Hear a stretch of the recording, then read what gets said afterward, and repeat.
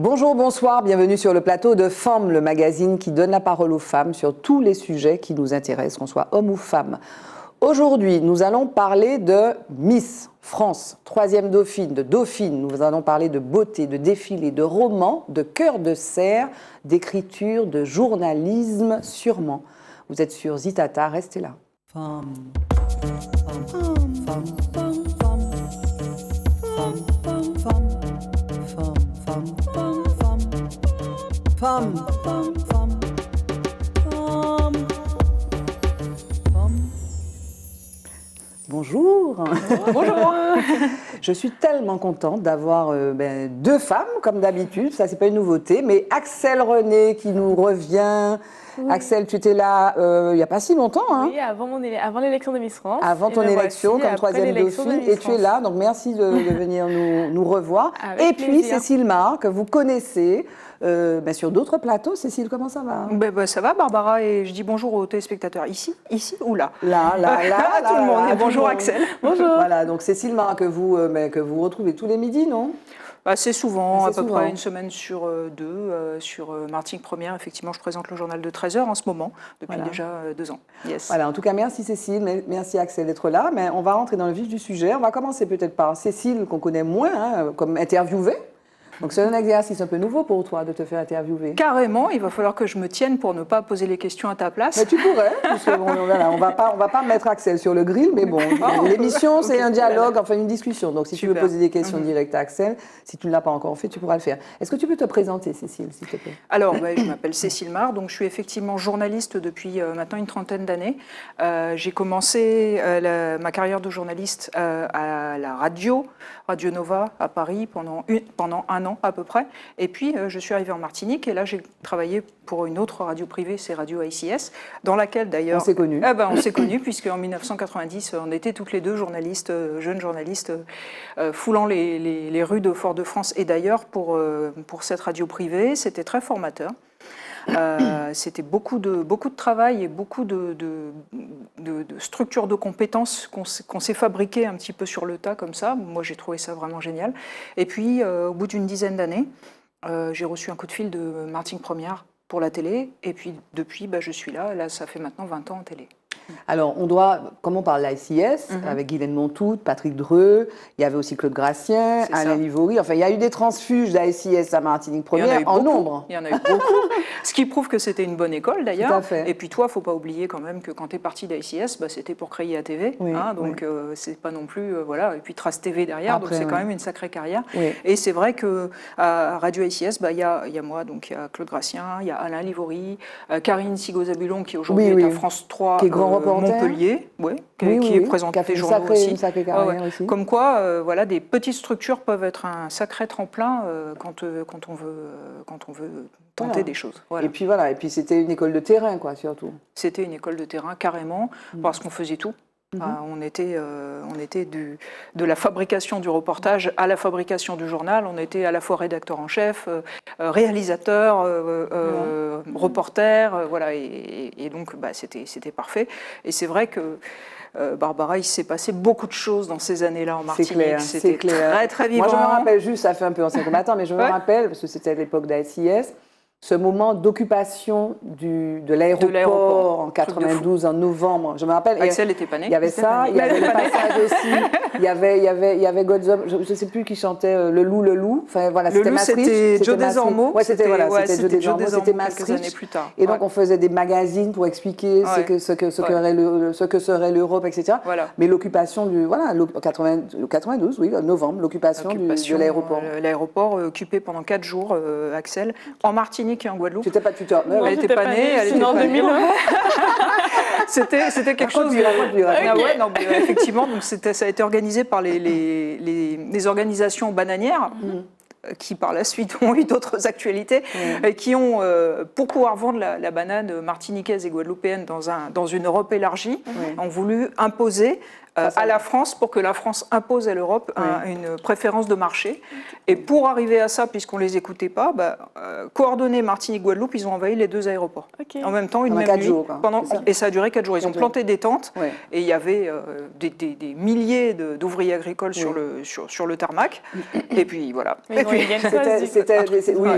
Oui, mais à l'époque, ils ont failli envahir le consulat américain. Ça, on l'a pas su à l'époque, mais c'était presque. En fait, il y avait plusieurs comment dire, menaces. Il y avait la banane dollar, il y avait la banane africaine, etc.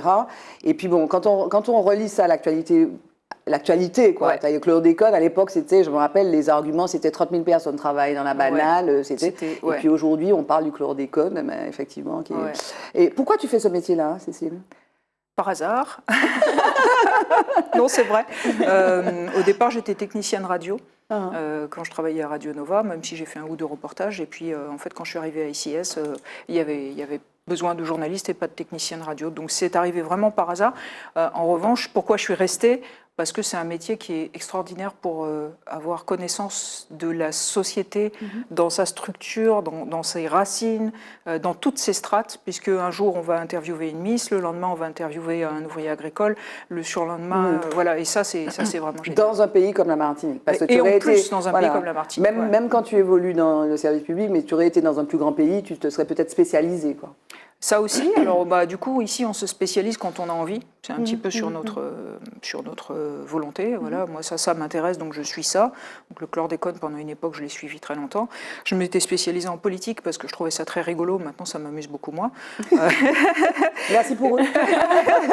Et pour elle aussi. Et pour elle, voilà. Je parle de politique, je parle pas des politiques, voilà, non, c'est la façon dont le débat politique est structuré, que ce soit en Martinique ou dans le monde entier, qui, je pense, conduit le monde à sa perte. Bon, franchement. On s'en va. Je sens qu'il y a une évolution de Cécile Martin. Parce que Cécile, alors on va parler largement de Cœur de Cerf, parce qu'on parle du journalisme, mais je sens qu'il y a une transition en cours qui pourrait passer par la littérature et pourquoi pas la politique. Pour rénover la politique.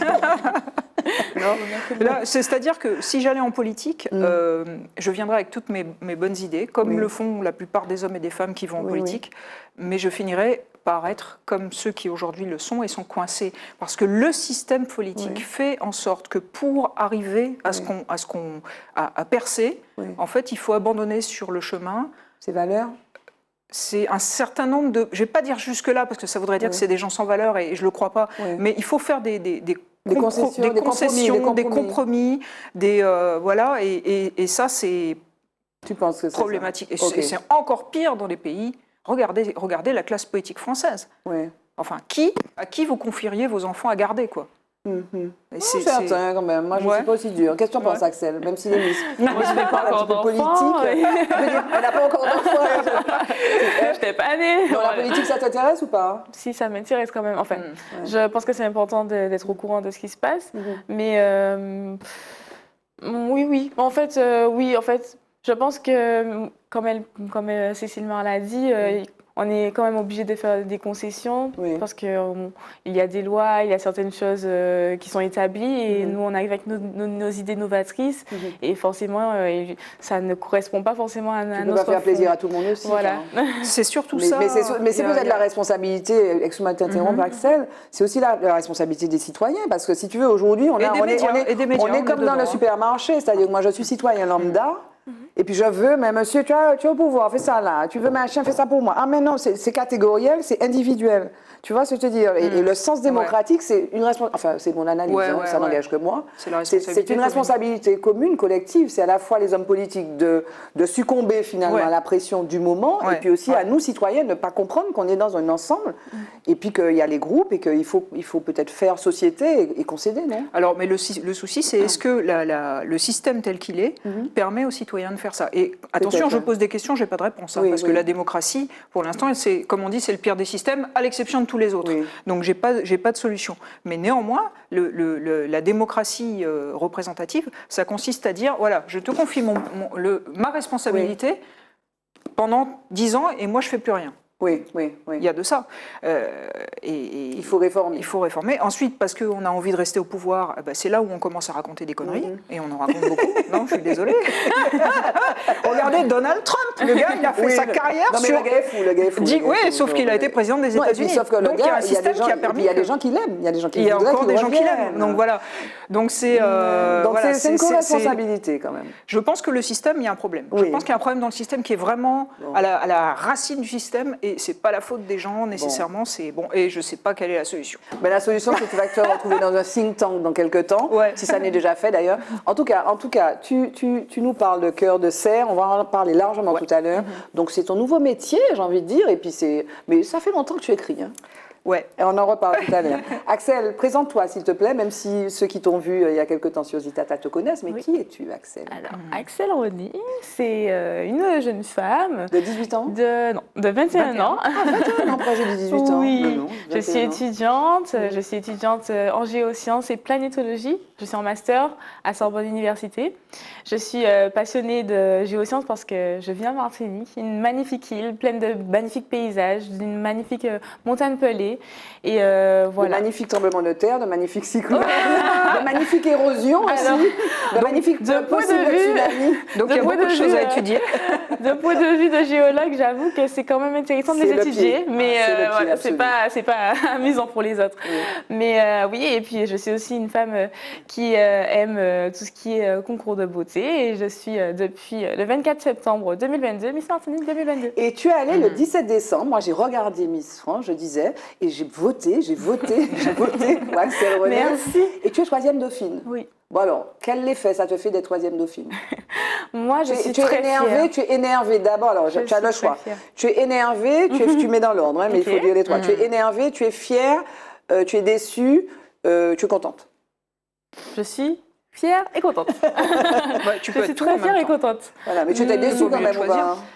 Non, je n'étais pas déçue. Enfin... Honnêtement, moi, je refuse d'être déçue parce que je me suis fait des amis vraiment pendant cette aventure.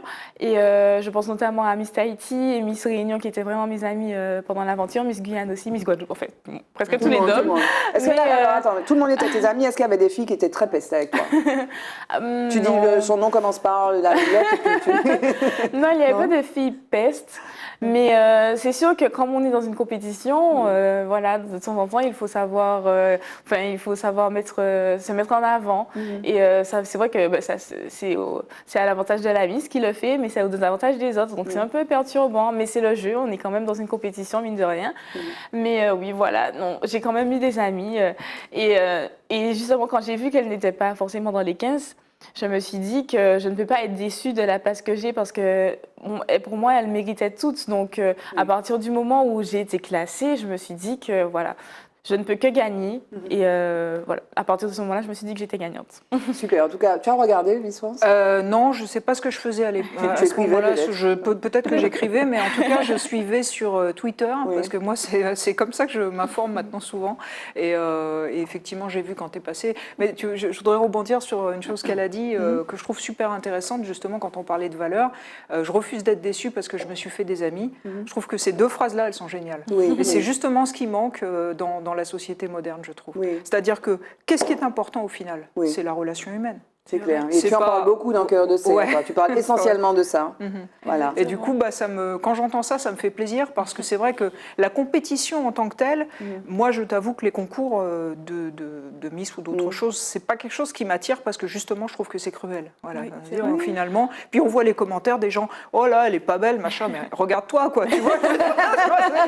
Je veux dire, alors que voilà. Et c'est pas sain, en fait. Mais au final, quand c'est pris comme ça, ça devient autre chose. Ça devient, c'est une aventure humaine, je rencontre des gens, et ça c'est chouette. Mais le côté négatif, excuse-moi, je te provoque pour dire si on avait quitté, le côté négatif ne vient que de ceux qui commentent. Parce qu'elles ou les autres Miss sont engagées dans quelque chose, si tu veux, avec leur passion, avec leur volonté. Oui, mais comme elle dit, c'est une compétition. Oui, mais voilà. À la base, il y a quand même quelque chose qui est... Mais la compétition n'est pas... Ça, c'est peut-être aussi culturel. La compétition peut ne pas être négative, la preuve.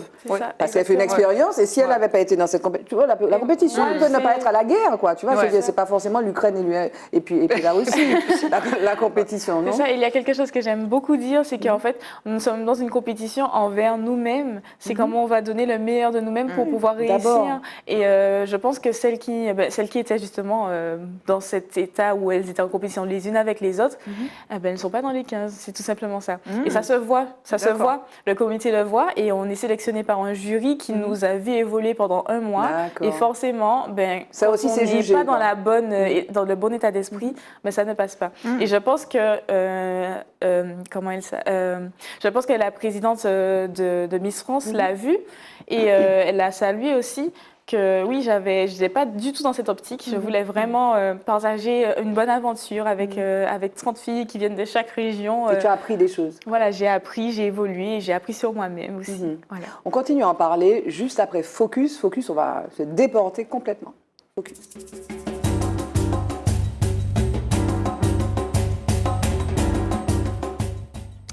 Alors, dans Focus, j'ai voulu qu'on revienne sur une des femmes de l'année 2022, qui, à mon avis, sera aussi une des femmes de l'année 2023.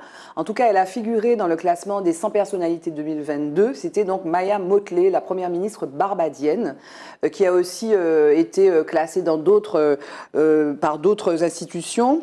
On écoute ce reportage donc, de Time.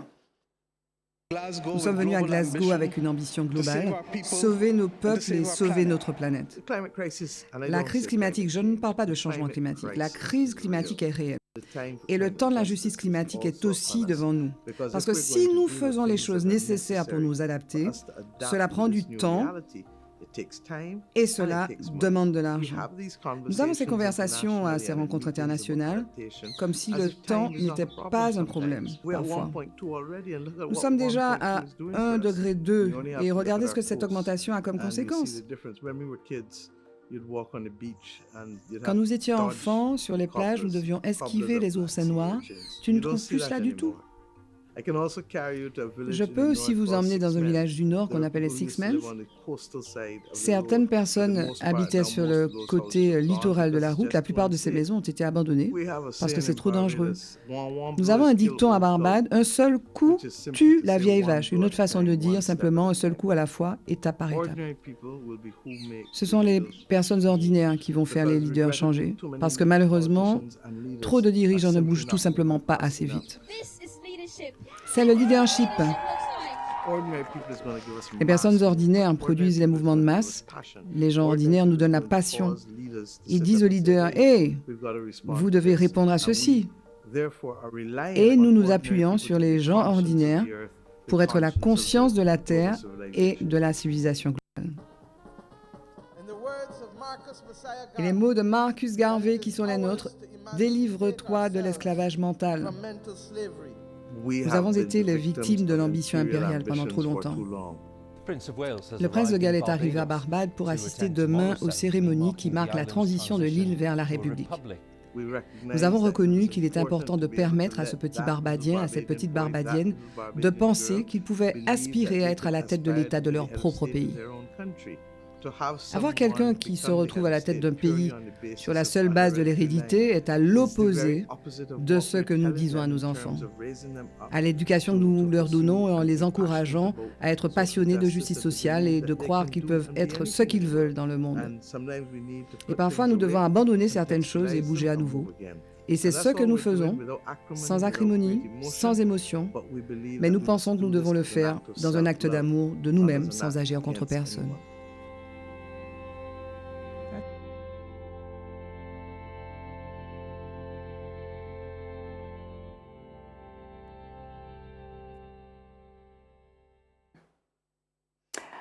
Voilà, donc Maya Mottley, moi je voulais qu'on revienne sur cette figure. Moi je trouve que c'est une femme admirable parce que elle a la tête d'un petit pays, hein, de la Caraïbe, la Barbade. Elle a mené, on l'a entendu, elle a mené son pays donc vers le statut de république. Et je trouve que les raisons qu'elle évoque en disant on ne peut pas être dans un pays où tu as la tête de ce pays-là juste par hérédité, alors même que tu veux éduquer les enfants dans le sens d'une prise de risque, d'effort, etc. Et puis il y a son engagement aussi sur la question du climat. Je ne sais pas, est-ce que vous avez envie de rebondir peut-être, Axel ? Oui, je pense qu'elle fait face à des problèmes qui sont tout à fait d'actualité et je pense qu'elle le fait de la plus belle des manières en prenant en compte la parole de son peuple et je pense que c'est la plus belle des réponses et c'est le plus beau message qu'elle apporte. Voilà. La Barbade, c'est 287 000 habitants sur 430 km². Donc c'est presque 3 fois plus petit que la Martinique. Et donc voilà, donc c'est une éducation, c'est un engagement, c'est effectivement... et puis j'aime bien la fin, elle dit ce que nous voulons. Donc nous voulons faire les choses sans acrimonie, sans émotion, mais nous pensons que nous devons le faire dans un acte d'amour de nous-mêmes, sans agir contre personne. Cécile, peut-être? Oui, moi je trouve que ce genre de discours et ce genre de personnes, c'est peut-être la solution il y a un lien effectivement parce que au final, c'est quoi la situation? C'est qu'on est en train de détruire la planète parce que on est le fruit d'un comportement prédateur qui a commencé dans les années 1400 de l'Europe, de ces grosses nations dominantes, masculines, il faut le dire, pour la plupart, blanches, il faut le dire, pour la totalité, et qui ont cette culture de la prédation et de l'accumulation. De l'accumulation qu'on appelle capitalisme, mais qui est la culture de l'accumulation. Et puis voilà, ça c'est à moi, ça c'est à moi, ça c'est à moi. Et puis je ne vais pas regarder dans la foulée si je fais du mal à plus petit que moi, si je lui fais du mal et que ça me met mal à l'aise, alors je vais le déshumaniser. Comme ça, c'est plus facile. Donc voilà, c'est ce qui donne l'esclavage, c'est ce qui donne la Shoah, c'est ce qui donne toutes les colonisations. Je vais prétendre que je le civilise. Et cet état d'esprit-là, il est en train de tuer toute la planète. Parce qu'on continue avec cet état d'esprit-là, même si aujourd'hui il y a des égalités qui se font entre les femmes et les hommes, entre les Noirs et les Blancs. Il y a encore beaucoup de travail dans beaucoup de domaines. Mais par contre, il y a un truc qu'on n'a toujours pas... intégré et admis et même examiné, c'est le rapport de l'humain au reste de la planète. Donc aux espèces animales, aux espèces végétales et à l'équilibre. Certains le font quand ils étudient notamment la géologie ou la planétologie. Mais ou alors on s'est posé effectivement quand on te parle de biodiversité, effectivement, de protection de la biodiversité. Mais en tout cas, moi je trouve que cette force de ce tout petit pays, justement, 430 km, c'est ça. 287 000 habitants, elle va à l'ONU en disant, écoutez, nous sommes venus sauver le peuple, c'est extraordinaire. Parce qu'elle sait, elle le sent dans son quotidien avec ces plages qui sont... Oui, et alors moi je veux quand même dire quelque chose pour conclure sur ça, avant de venir à des thèmes qui ne sont peut-être pas éloignés avec ton livre, et puis demander aussi à Axel. Il me semble qu'on fait partie de la même géographie Caraïbe. On a les mêmes problèmes. L'érosion, par exemple, quand on parle d'érosion chez nous, il y a des endroits où la plage, en 70 ans, a reculé de 20 mètres, ce qui n'est pas rien, quoi. Et j'ai l'impression que ce thème-là, à part quelques militants écologistes, que ça soit effectivement la Soupama ou des gens des politiques, mais très rares, c'est pas un thème qui est dans le débat, quoi. Tu vois, le thème, qu'est-ce que tu en penses, Axel? C'est pas un thème qui est dans le débat. Ici, en Martinique, tu vois Pascal, ça fâche les gens comme ça, mais c'est pas un thème qui est... On n'a pas cette conscience-là, tu vois, de l'urgence. On se rend compte, et on se rend compte seulement lorsqu'on est vraiment concerné, j'ai l'impression, parce que ça nous touche personnellement. Et moi aussi, je l'ai vu sur la plage où j'allais tout le temps quand j'étais petite. Mais oui, il faut... Enfin, et d'ailleurs, mine de rien, ça, c'est typiquement le genre de cause que je souhaite défendre pendant mon année. Oui, tu l'as dit, toi. C'est ça, je l'ai dit. Et oui, il faut en fait, comme tout le monde n'est pas concerné par tout ça, il faut aller vers eux et leur dire que oui, ça existe. Et il ne faut pas attendre que ça vienne toquer à notre porte pour pouvoir réagir. Alors, en tant que troisième dauphine, c'est pas toi qui as la couronne, c'est Vira Ampio. Tu vas agir cette année un petit peu comme... Qu'est-ce que tu fais alors? Tu es sur les routes comme la Miss France? Alors, j'aurais pas les mêmes moyens qu'elle, c'est sûr, mais avec les moyens qu'on met à ma disposition, qui sont pas négligeables quand même, je compte faire de la prévention des risques naturels. Je suis aidée par la DEAL. La DEAL. Ouais, la DEAL. Et avec aussi les chargés de sécurité des mairies. Super. Voilà, et je compte vraiment mettre un projet sérieux qui, je pense, ne va pas s'arrêter lorsque je vais remettre ma couronne. C'est vraiment quelque chose qui me tient à cœur. Et même dans mon métier, je compte y faire vraiment une cause. Donc voilà, je vois beaucoup plus loin que ça. C'est pour ça que voilà, moi, cette Miss-là, c'était Miss France. Parce que les enjeux qu'elle porte, si tu veux, la défense des enjeux, ils sont au cœur de nos problématiques actuelles. C'est clair. Bon, c'est pour la prochaine fois. Jingle, le mot de femme. Mot de femme.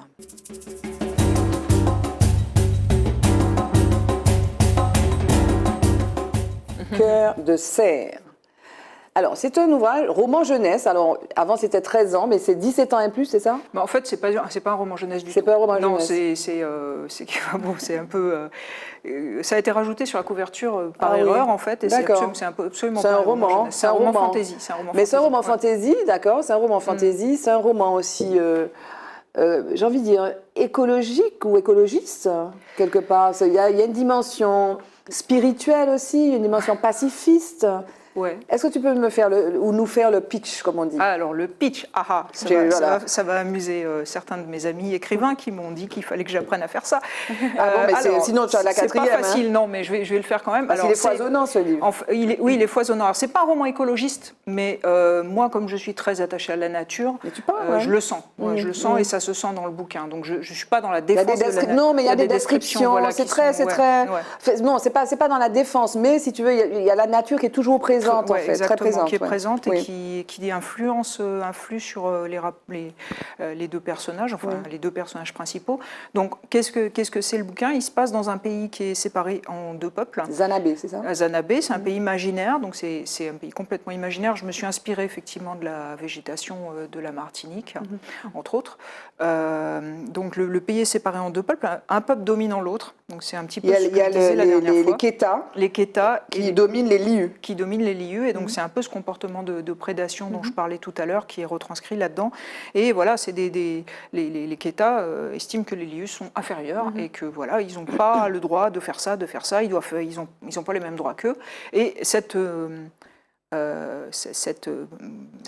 opposition se transforme en haine au fur et à mesure parce que forcément c'est comme ça. Quand on commence comme ça, on finit comme ça. Donc le bouquin commence au moment où on est au bord de la guerre civile dans ce pays-là.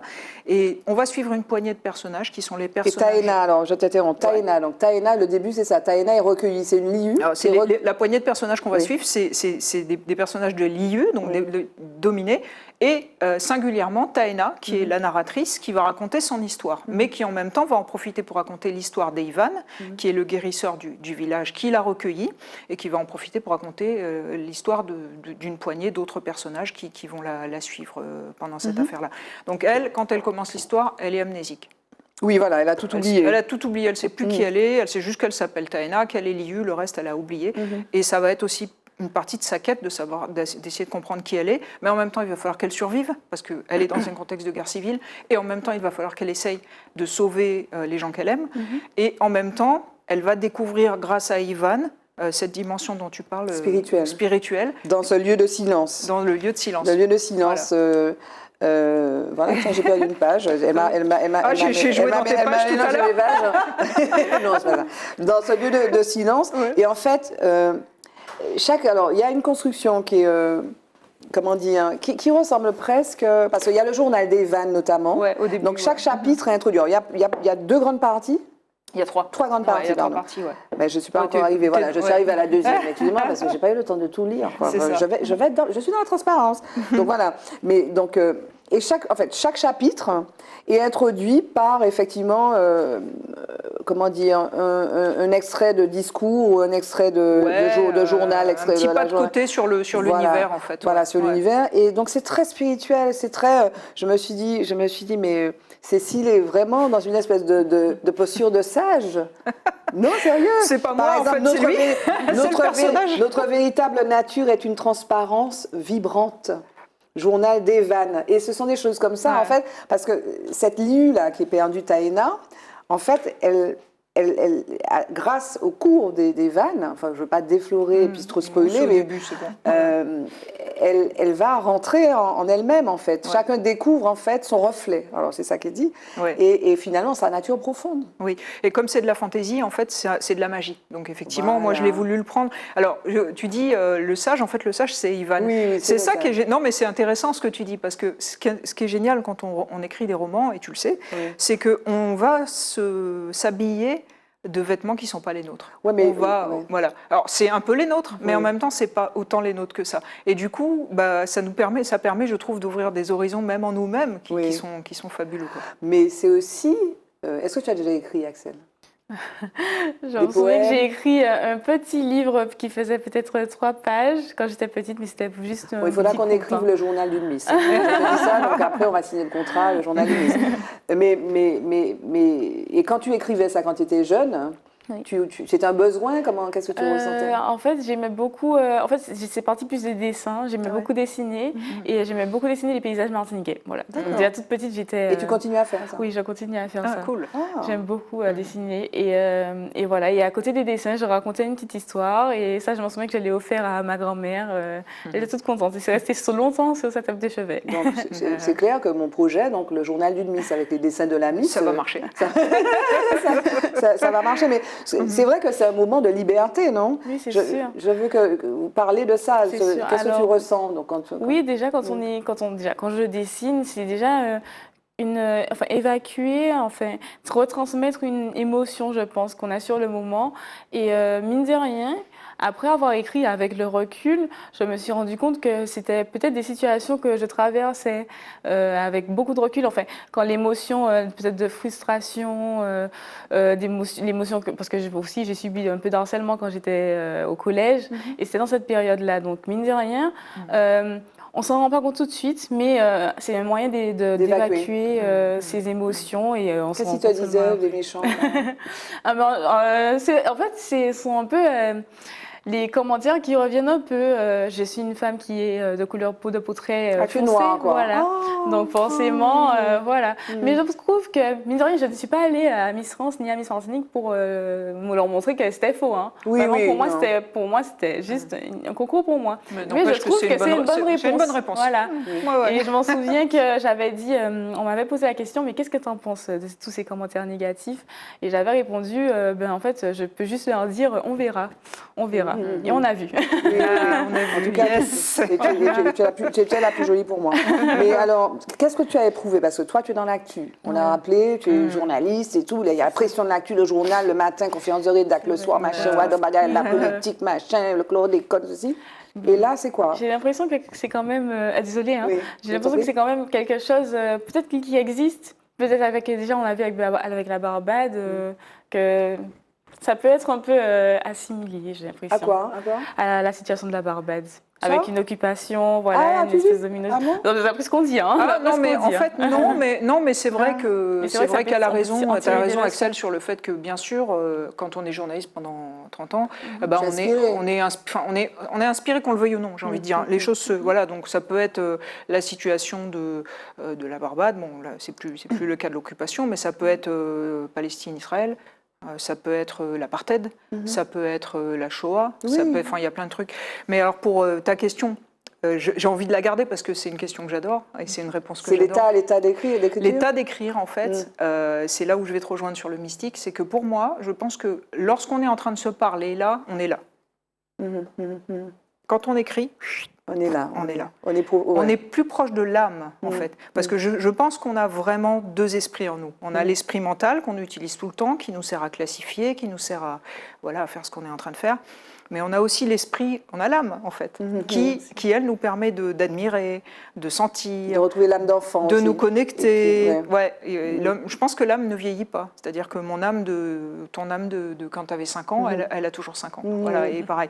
Et donc ça, les arts, le dessin, la musique, l'écriture, c'est des trucs qui permettent totalement de cette connexion-là et du coup d'avoir un espace plus large, en fait, un soi plus large et une vision du monde plus large. Et ça, c'est vraiment, pour moi, super important. C'est pour ça que c'est mon 3e roman, c'est le premier que je publie, mais je ne vais pas m'arrêter là.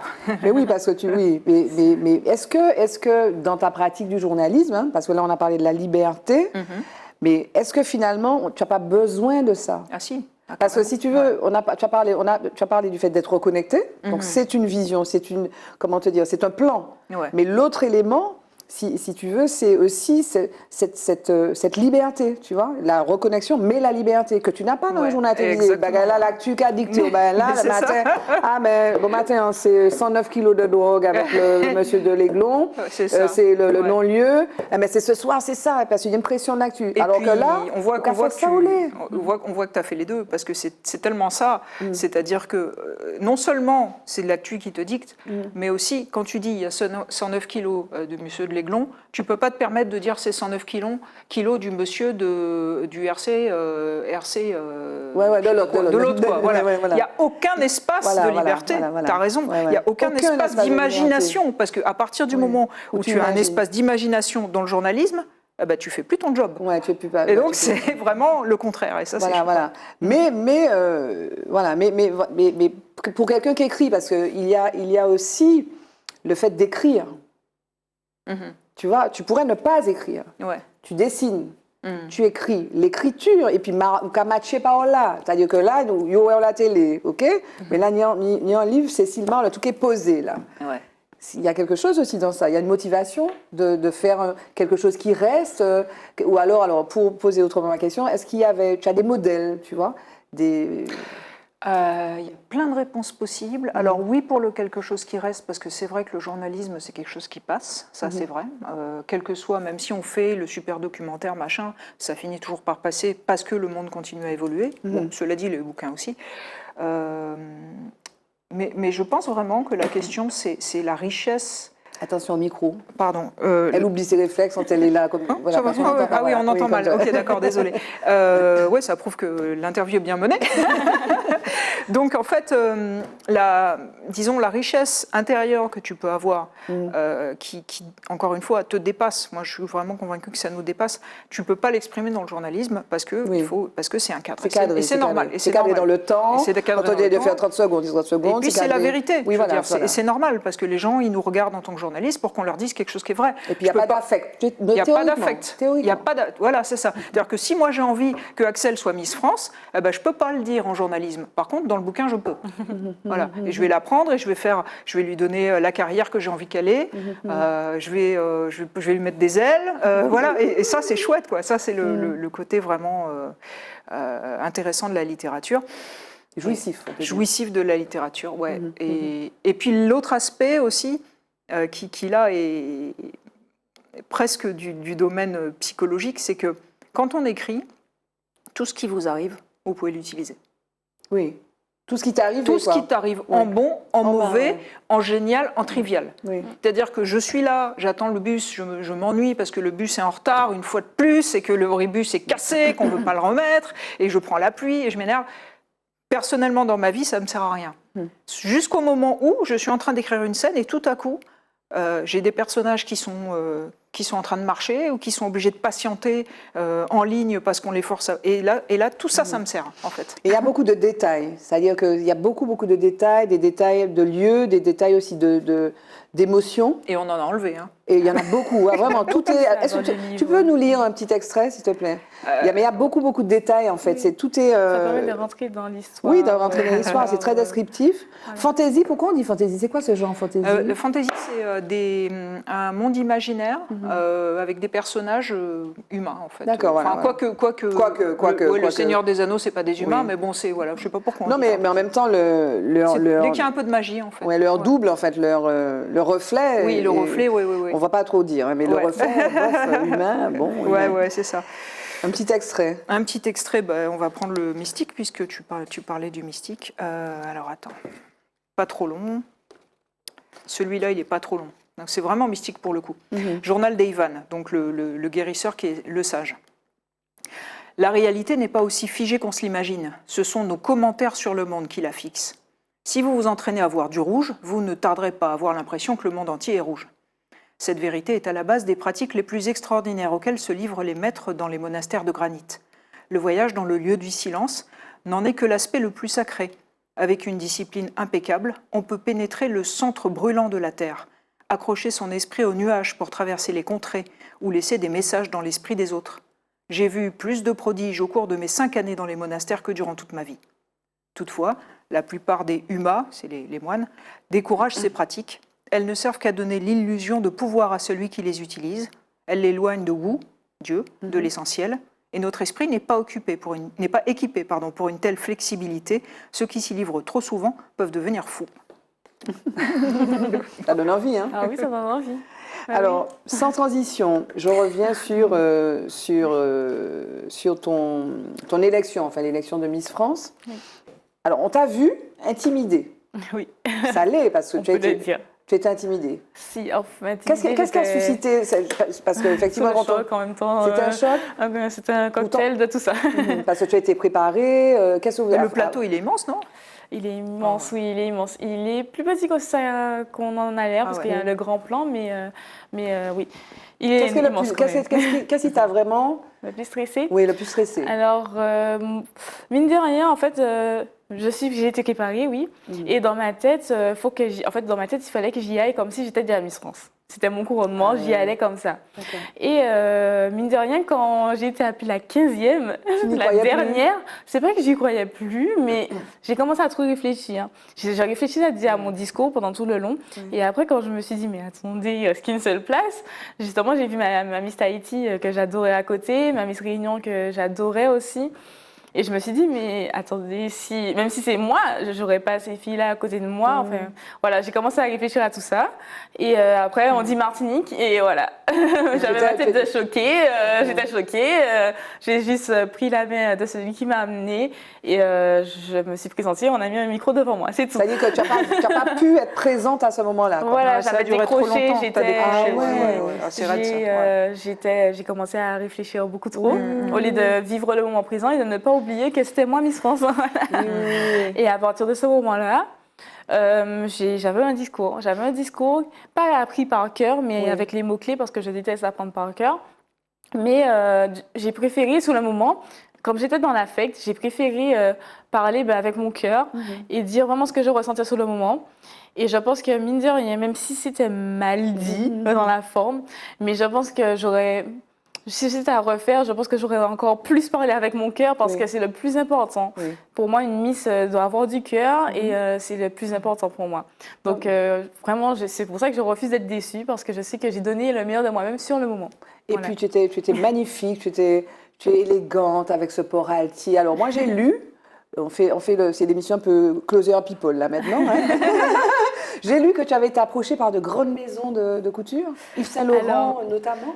C'est vrai que pendant l'aventure de Miss France, j'ai été repérée j'ai eu le prix du meilleur défilé. Ah oui, ta façon, je rigolais, mais ta façon de marcher, effectivement, très maison de couture. Oui, j'adore ce milieu-là.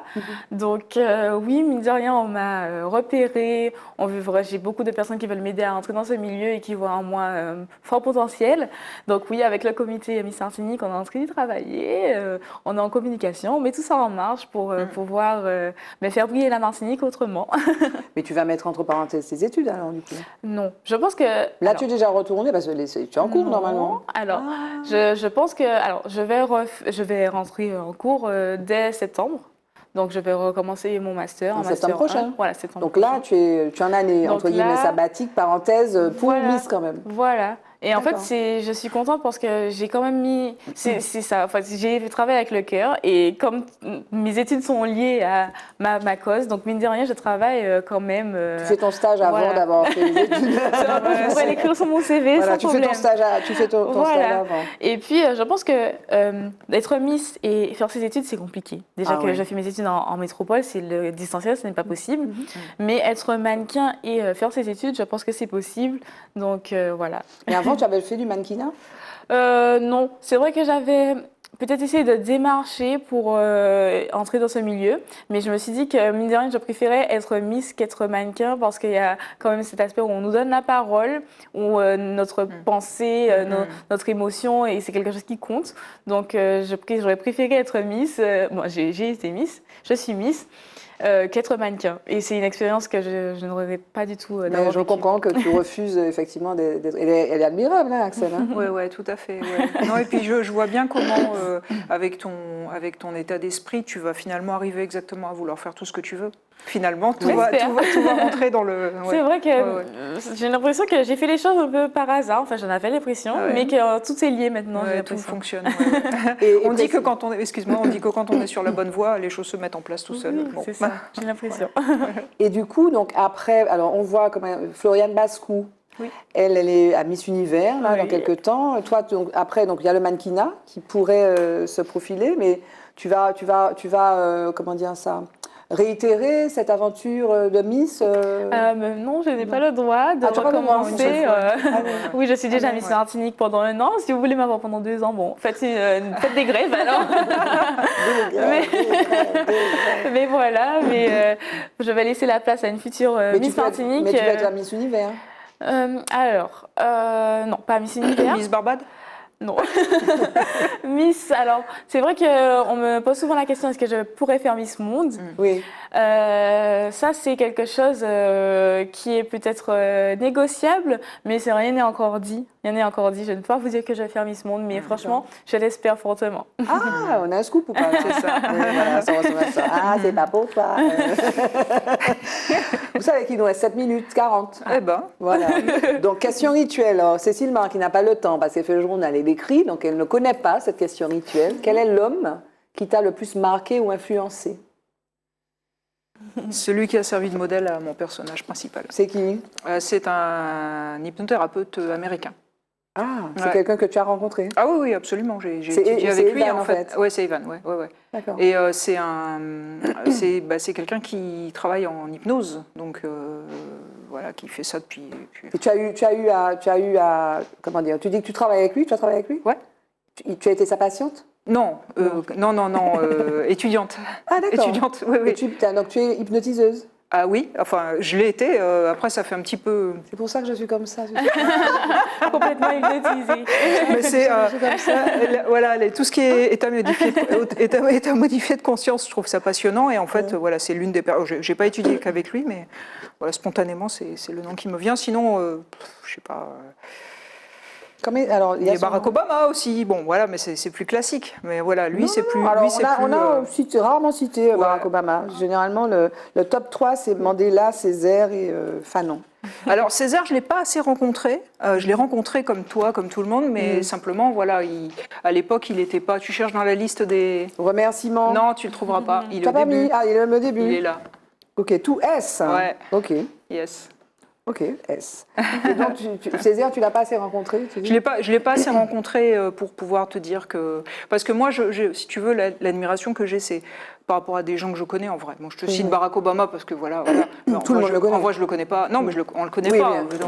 On a pu le croiser. Je l'ai croisé, moi, mais je peux pas dire que je connais Barack Obama. Tu l'as croisé pour Martinique première. Ah oui. Mais tu étais aux États-Unis? Oui, pour sa première élection. Ça, c'est un très beau souvenir. Mais voilà... mais pointré, je veux dire... tu as vu le gars de loin, quoi. J'ai vu le gars de loin et il ne sait pas qui je suis. Monsieur le Président, Monsieur le Président. Voilà. Alors que des gens que tu côtoies, c'est pas pareil, que tu peux avoir une appréciation humaine de ces personnes-là. Voilà. Alors attends. Parce qu'elle connaît, elle a déjà répondu. Elle a déjà répondu. Je profite parce que c'est la première fois et j'espère pas la dernière qu'on t'a sur le plateau. Quelle est, de ton expérience de journaliste, quel est le personnage dans l'interview, parce que tu es une intervieweuse aussi. Hein, tu aimes ça? Oui. Ouais. Quelle est l'interview qui a été la plus essentielle pour toi, la plus intéressante? Pas du point de vue du scoop, mais du point de vue de tout, quoi. C'est compliqué, hein? Ouais, c'est-à-dire là tout de suite, tu sais pas. Je ne saurais pas te répondre, il y en a eu beaucoup, honnêtement. Je vais te répondre là récemment, c'est quelqu'un que j'ai rencontré il n'y a pas très longtemps, c'est un autre écrivain, Michael Roch, qui est un écrivain martiniquais qui, à mon avis, est très monte, qu'il faut vraiment surveiller. Patrick Chamoiseau, voilà, tiens, moi aussi. Patrick Chamoiseau, c'est quelqu'un, quand on commence une interview, on ne sait pas où elle s'arrête, parce que ça descend. C'est vraiment dans la profondeur, et Michael, c'est un peu pareil. Donc voilà, ça c'est plus des écrivains maintenant. Depuis que tu as rencontré Jean-Pierre Foucault, je ne me trompe pas. Jean-Pierre Foucault. Est-ce qu'il est devenu l'homme qui t'a le plus influencé? J'avoue que ça m'a fait quelque chose de le voir en vrai. C'est vrai? Mais non. Donc quel est l'homme? La dernière fois, je ne sais plus ce que Oui, j'avais répondu mon père. Alors, oui.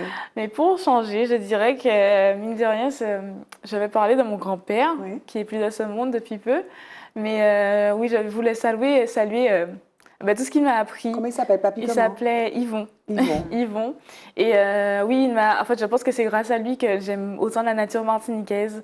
J'aimais beaucoup aller avec lui dans les jardins, même si j'avais peur un peu des moutons et tout. Mais bon, j'aimais beaucoup. Oui, il m'a appris toutes les plantes martiniquaises, toutes ses vertus. Il m'a vraiment transmis tout ça. Donc vraiment, je lui envoie tout mon amour encore et je lui remercie pour tout ce qu'il m'a transmis. Voilà. Ok. Jingle, le mot de la femme.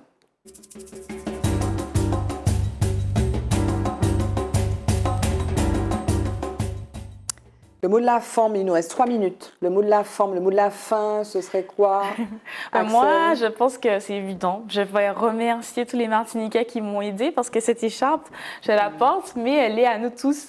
Elle est à tous ceux qui m'ont soutenue, tous ceux qui m'ont aidée à arriver jusque-là. À toi aussi, tu m'as aidé beaucoup. Hein.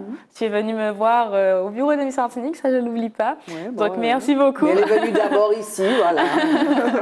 Voilà, donc je vous dédie cette victoire, on l'a gagnée ensemble. Merci. Et voilà, j'espère que notre aventure va être encore longue. Voilà. En tout cas, nous, on te souhaite vraiment tout le bonheur du monde. Et puis, comme on est en début d'année, bonne année 2023, oui, dans la joie, dans la joie, dans la joie. Je ne vous ai pas dit bonne année 2023. Bonne année. Dans la joie. Dans la joie, ça rime, mais bon, c'est sympa. Et toi, Cécile, le mot de la forme, ce serait quoi le mot de la fin? Alors, moi, j'aurais envie de dire, mettons l'imaginaire au pouvoir. Pour chacun d'entre nous, croyons à tout ce qui est possible et même à ce qui n'est pas possible, parce qu'avant d'être possible, c'est impossible. Et ça devient possible lorsqu'on y croit suffisamment. Les limitations qu'on se pose, et je me parle à moi-même, je ne suis pas un gourou, les limitations qu'on se pose sont souvent totalement illusoires, imaginaires, totalement illusoires. Et donc, tant qu'à imaginer, imaginons du bon. Voilà. Du bon, oui. Du bon, ouais. Pour nous tous, pour le pays et pour... Oui, donc on recommande, même si je n'ai pas lu tout le livre, mais je l'ai quand même lu substantiellement. Tu n'as pas eu le temps, en une semaine. En une semaine. Voilà. Donc on recommande à tout le monde de lire cet ouvrage. Donc Cœur de cerf, édition Anne Carrière, bravo madame. Et donc le prochain est déjà en cours? Il est en cours dans ma tête. D'accord. Ouais, il n'est pas encore en cours d'écriture, mais il est en cours. Ouais, et alors ce livre, parce que moi j'ai lu ton premier manuscrit dans les années 90, ouais. Je l'ai lu. Et donc ces manuscrits-là, tu as dit que tu avais écrit déjà 2 ouvrages, c'est le 3e. Tu prévois peut-être de les réécrire, de les faire évoluer pour les... Non, ça correspond à un état d'esprit à un moment. Ouais, et puis je trouve que surtout, je me suis toujours dit que je publierais quand je considérerais que c'est suffisamment abouti. Et ça ne l'était pas pour ces 2 premiers-là. Donc, on ne sait jamais, mais bon, a priori, c'est plutôt faire des choses nouvelles qui m'intéressent. Ouais. Et tu restes plutôt, attaché à ce genre fantasy ou bien roman? Pour l'instant, ça a l'air d'être ça. D'accord. Ouais. Mais tu ne voudrais pas écrire d'essai, par exemple? Ah non. Enfin, je vais peut-être en écrire un, mais parce que j'ai deux idées d'essai, mais ce sera... Bon, voilà. Mais ce n'est pas ce qui me fait vibrer le plus, effectivement. C'est l'imaginaire au pouvoir? L'imaginaire au pouvoir, yes. Ok. Merci beaucoup, mesdames, d'être venues sur le plateau de Zitata, le plateau de forme. On a passé un bon moment, non? Mais elle ne connaissait pas l'émission, mais voilà. Ouais, maintenant je connais. Et donc pour le 2e, tu vas revenir. C'est ça. Et Axel, tu reviens quand tu veux pour la prochaine émission, quand tu commences tes défilés de mode avec Yves Saint Laurent, etc. S'il te plaît. Avec plaisir. Tu viens nous raconter des choses. Je vous raconterai tout. Bon, merci de nous avoir suivis sur Zitata. Merci téléspectatrices, téléspectateurs. Et puis bonne année. Bye bye, à bientôt, mardi 21h05.